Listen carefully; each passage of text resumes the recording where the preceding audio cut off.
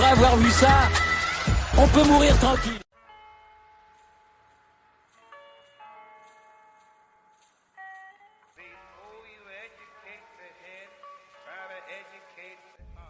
Bonjour à toutes et à tous et bienvenue dans ce podcast pour parler des championnats du monde de biathlon.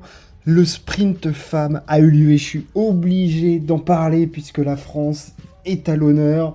La France avait ouvert en grand ses championnats du monde de biathlon avec une victoire sur le relais mixte. Et là, la France a déjà remporté une deuxième médaille d'or grâce à Justine Breza-Boucher qui est allée chercher un titre incroyable en sprint.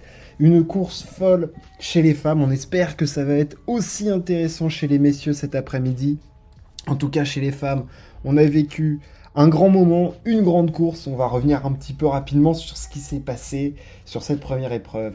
J'en avais parlé un petit peu lors de la preview. Justine, c'était pas forcément celle que j'attendais le plus chez les femmes sur ce sprint parce que je savais que son tir pouvait être défaillant et que notamment lors de la Coupe du Monde d'Antols, elle n'avait pas montré des choses positives à ce niveau-là.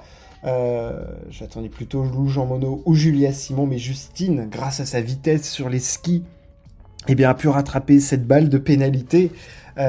Justine s'est imposée 10 secondes devant Franziska Preuss, 9 secondes 8 devant Franziska Preuss et 10 secondes devant Suivi Mikinen.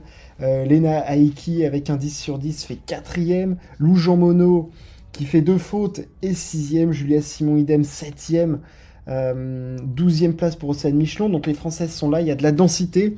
Ça va être intéressant pour la poursuite, mais quelle course de Justine et quelle bataille face à Franziska Preuss. Franziska Preuss qui a fait un premier tour à ski largement au-dessus de son niveau. Elle était impressionnante sur les skis, une vitesse folle lors des 2 premiers tours. D'ailleurs, Justine, qui est censée être supérieure à l'Allemande, n'était pas spécialement devant la leader du classement général de la Coupe du Monde. C'était très très proche. Franziska Preuss, heureusement d'ailleurs, a fait une faute. Justine Breza, elle, fait une faute dès sa première balle sur le coucher. Et ensuite, elle a mis ses 9 balles suivantes, les 4 suivantes sur le coucher et les 5 sur le debout. Un excellent tir debout avec une vitesse d'exécution, certes, inférieure à ce que peut faire Franziska Preuss ou Julia Simon ou Lou Jean Monod.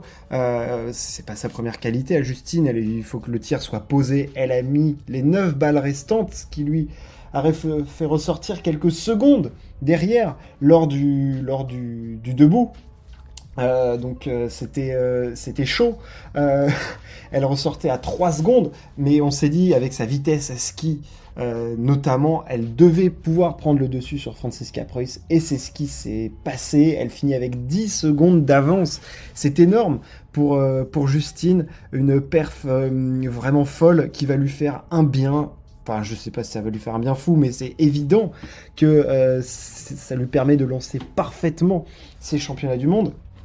Elle avait gagné la médaille d'argent au sprint l'année dernière. Elle est maintenant parée d'or.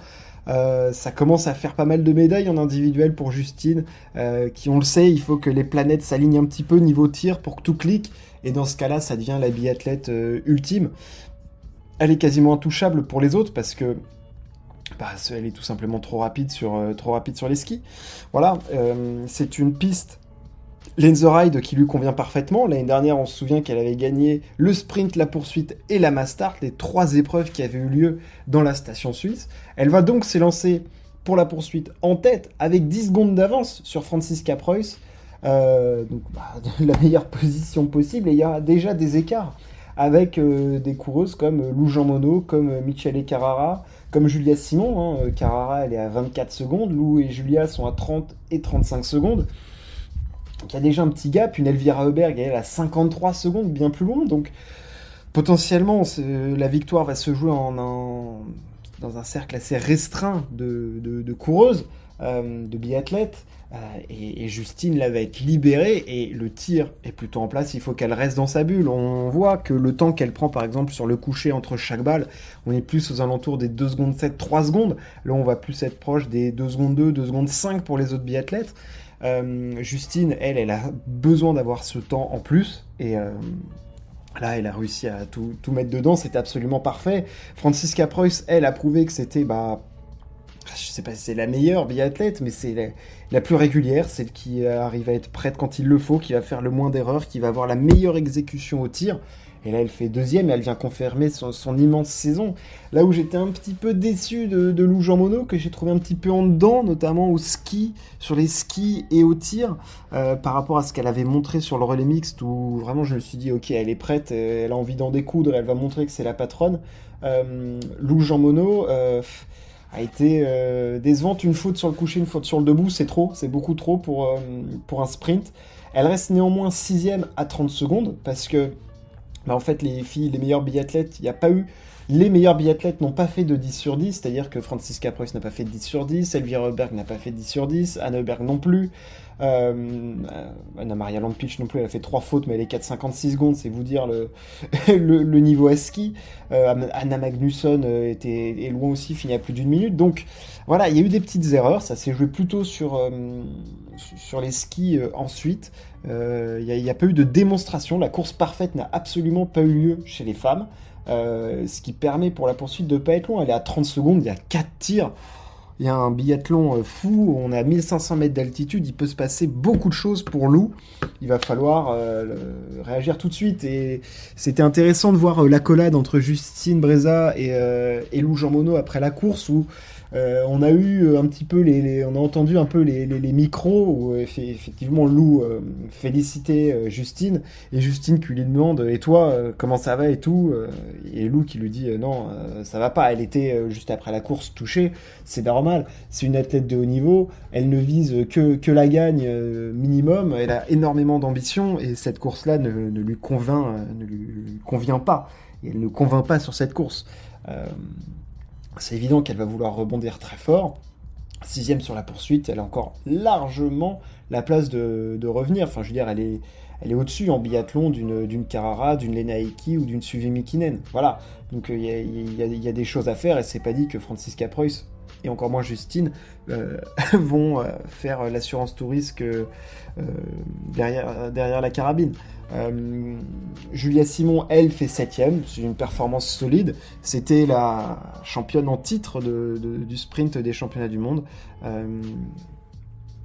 C'est une 7ème place, un petit peu de fébrilité derrière la carabine pour Julia, c'est ce qui lui coûte un petit peu cher, elle n'a pas été sensationnelle derrière la carabine. Voilà, c'était pas méga relâché sur son tir. La poursuite, c'est une course qui lui convient plutôt pas mal. Je pense qu'elle va pouvoir essayer de produire quelque chose d'intéressant au minimum.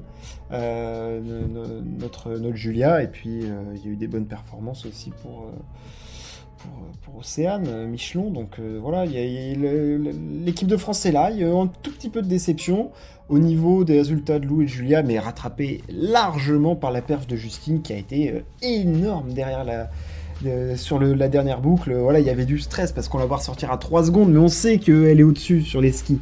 Logiquement, elle est largement au-dessus, et elle l'a montré parce qu'au final, elle lui reprend plus de 12 secondes sur le dernier tour, ce qui est énorme. Vous imaginez prendre 12 secondes par tour, c'est juste fracassant, sachant qu'en plus, on trouvait que Franziska Preuss était quand même sur un temps de ski largement intéressant. Voilà, je voulais parler un petit peu de ce sprint. Le sprint messieurs allait aujourd'hui. Je ferai un petit podcast après le slalom féminin des championnats du monde de ski qui aura lieu dans une petite heure. J'espère que ça vous a plu. N'hésitez pas à partager et à vous abonner. On se retrouve très très vite. Ciao, à plus.